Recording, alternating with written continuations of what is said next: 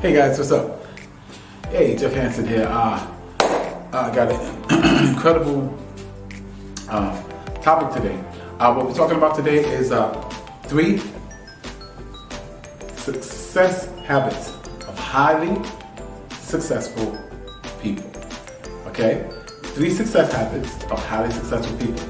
And I'm gonna tell you, I was really excited about this because there's 3 things that you can actually do right now. You don't have to wait. It's not something you need, or you need this to do that or whatever. You can do it right now. You can start immediately right after the video. And of course, those that don't know me, my name is Jeff Hansen, aka the Silver Fox. Silver Fox because of the hair. You know, hair. And, oh well, I had a goatee. I shaved it. Okay, but let's get into the topic real quick. Let's not beat around the bush. Okay. Also, you should, if you hear anything you like and brought some value to you, hit the like and subscribe button. If you're on YouTube, hit the like and subscribe button. If you see this in one of my Facebook groups, 365 Days of Fitness Challenge, or my Facebook page, simply friend me and be a friend, and you can get the notifications for every show, because I have a live talk show. This is not the live talk show, but this is a video. But I have the live talk show every night, 7 days a week, Monday through Sunday, 7 to 8, okay? And you can get all of my content, okay? All of the videos, okay? So, let's jump right into it. Boom! Okay? 3 success habits of highly successful people. Okay? First one is this. Be open to risk, or take risks, but be open to calculated risk. Meaning, you don't make foolish decisions. Don't go get all your money and put on a racehorse and wishing it wins. No. Or take all your money and put in the lottery. No. Calculated risk. Meaning risk that you have some semblance of control over. Okay, because to take no risk is probably the riskiest move ever. When you take no risk, that's like you're looking to live phenomenally. You're looking to live a very successful lifestyle, and with no risk, that's impossible. And that's one of the things I noticed about people that are not successful and people that are successful. People that are successful look for calculated risk. See, buying a house is a calculated risk. Buying an investment property is even a greater calculated risk. Okay? Successful people, they'll go, do you have benefits? And will I get paid every week? Where the highly successful says, if I perform, will I get paid? And the greater I perform, the greater I get paid. They look forward to that. But those that are not, they're not, they're risk adverse against risk, they don't do that. But then they're low risk, low reward. High risk, high reward. And the best kind of risk is a calculated risk, where it's a risk, a smaller risk, but it's a great big reward. Those are the ones you look for. So be open to calculated risk. Because I'm going to tell you something. Jim Carrey had a story about his family, which I thought was so powerful. He said that his father had a natural gift of comedy. So what he would, at parties and things like that, family gatherings, he'd have people in stitches rolling on the floor laughing. So he said his father could have been a great comedian. But he didn't take that risk. He knew it was a risk, and he decided not to take it. He became an accountant instead. A nice, safe accountant job, right? He ended up getting fired from that accounting job, and their family struggled to make ends meet, struggled to put food on the table. See, and he said the lesson that he learned, and I thought this was so powerful, he said the lesson that he learned from that was, you can fail at what you don't know. So you might as well go after what you love. Wow, that hit me like a ton of bricks. I said, you know what? That's true.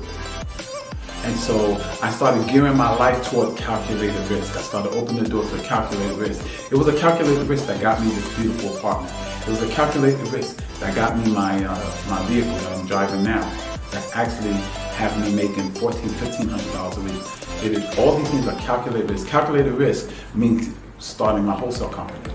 Calculated risk, building a gym and taking on clients to train. All these things are calculated risks. But I've been safe before, and I was working 12-hour days, standing in a warehouse, putting food in a basket. I've taken the safe way, and I ended up struggling every single day to make ends meet. No. I'll do it the way my mentor told me. Calculate the risk, Jeff. Calculate the risk, calculate the reward, and if it's worth it, take the risk. Okay? 2. Number 2 habit of highly successful people. Think big. Think big. There's a book that I read years ago called The Magic of Thinking Big. I've read it recently too. The Magic of Thinking Big. The magic of thinking big is, if it's not big enough, it doesn't create that excitement that gets you up early, to make you work harder than you've ever worked, to make you train harder than you've ever trained. It gotta be big. If it's not scary, it's not big enough. If it doesn't scare the people around you, and the people around you start laughing at you because you set that goal or that dream or that aspiration, it's not big enough. Do you not know it takes just as much strength to shoot for something small than to shoot for something big? But you know what the difference is? If you get something small, what do you got? You get something big, you got something that satisfies you, something that make you say, oh man, it was worth it. I remember it was a New Year's morning. I got up and I just started running. I wanted to run, and I went out running. And I said, this year I want to do something that I've never done before. And I wanted so far out of my comfort zone. Oh my God, I want it to terrify me. So I said, I'm going to run a marathon. The most I had ever ran was the 5 miles I ran in the Marine Corps. I'm going to run a marathon. So then, I didn't even know how much a marathon was. So I went and looked it up. 26.2 miles. I said, Lord have mercy. What? Man, boy, are you crazy? Especially, you're 49? You going to run your first marathon? You crazy. You know what? I'm gonna do it. So I made up my mind. Started downloading the stuff and reading marathon books, watching marathons, watching those Africans who are amazing. And I started training. At first I ran around the block, ran half the block, walked half the block. Then I could run the whole block. Then I could run 3 blocks. Then I could run a half a mile. Built up. Got to the place. I ran a marathon. When I ran across that finish line, and they give you your finisher's medal, yes! Felt good about it. Yes! All the pain. Yes! All the soreness. Because it was worth it. And what if I set a goal to run 3 blocks? Duh. Right? So, magic of thinking big. The magic of thinking big is that it makes you grow. It will demand that you grow. It will demand that you become more resourceful. It will demand that you make more money. It will demand that you study harder when you set bigger goals. And it will demand you evolve into what you dream to be.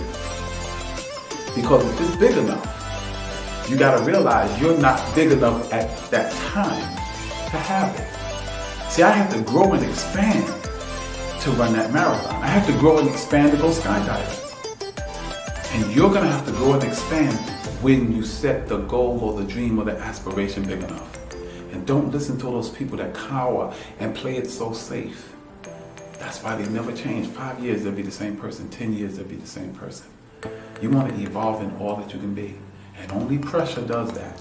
And pressure comes by dreaming and going after goals and dreams and aspirations that are outside of your comfort zone. Outside of what you can presently do. I was talking to some guys in the gym, and I was squatting and I got stuck and I had to throw the weight off. And guys was like, yo, man, you gotta be careful, man. I said, no. I said, you don't understand.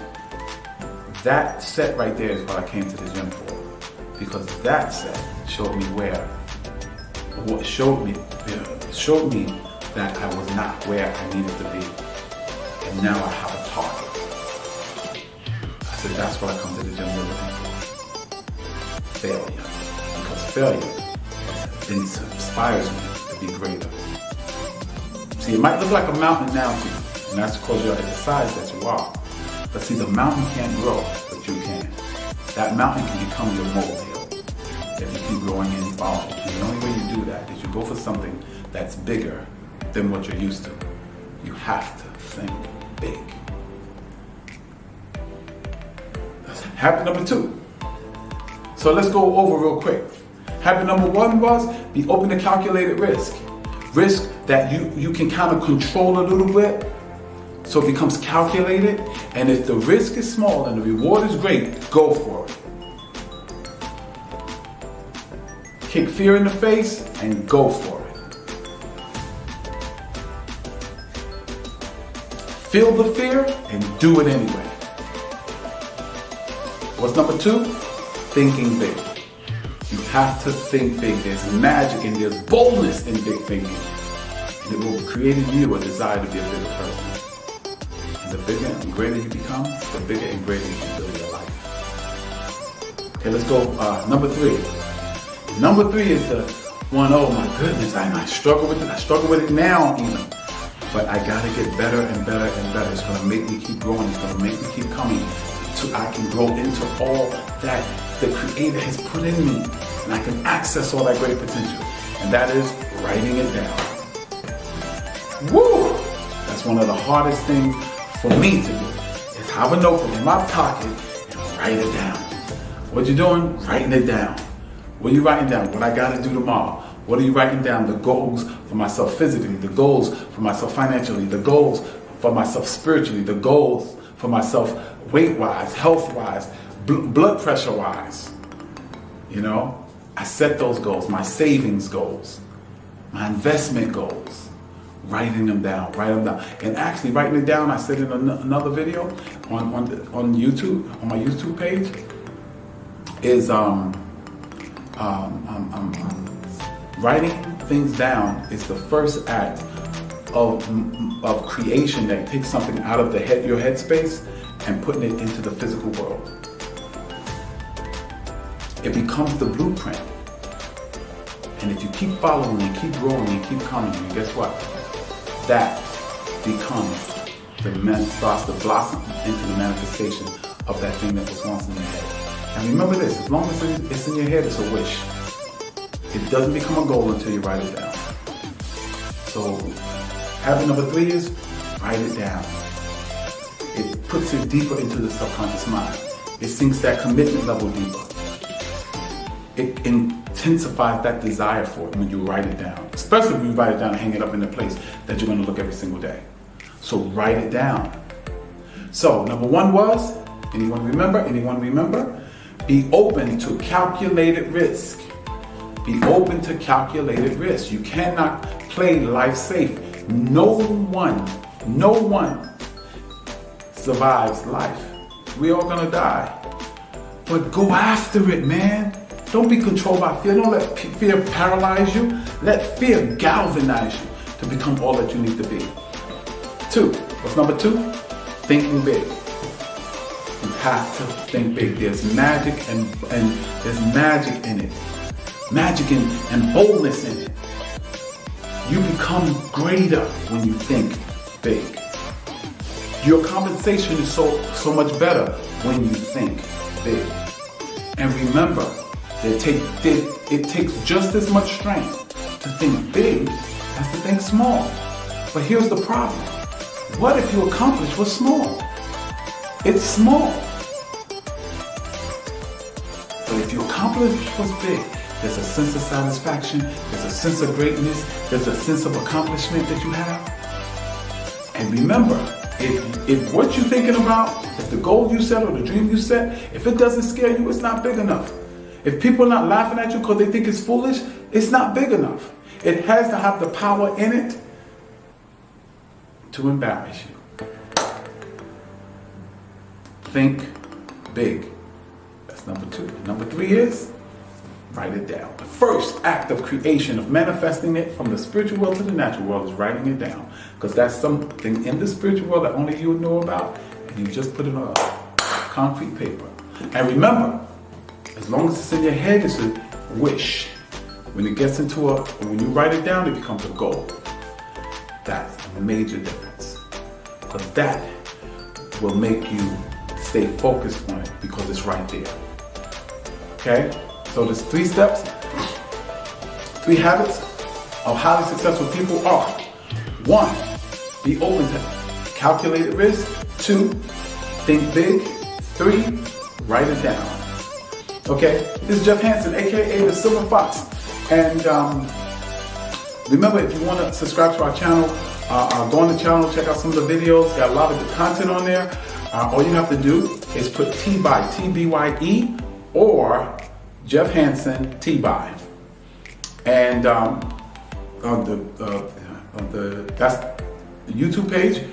Make sure you subscribe, hit this, the notification bell so that you'll get our notifications when the show is on. The show is on every night, and it's a live show from 7 to 8 p.m. Okay? I hope to see you there. Make comments and let us know what you would like to hear, what you would like to see, and we'll try to accomplish that. Do that, okay? Also, if you watch the show in its entirety when you're on YouTube, we oftentimes give you free audiobooks and free resources that will help you become you 2.0, to go from you 1.0 to you 2.0. Because on our show, we believe that if we give you tips and share tips and strategies with you to help you become the best you ever, you'll build your best life ever. So God bless you, and may heaven smile upon you. Peace.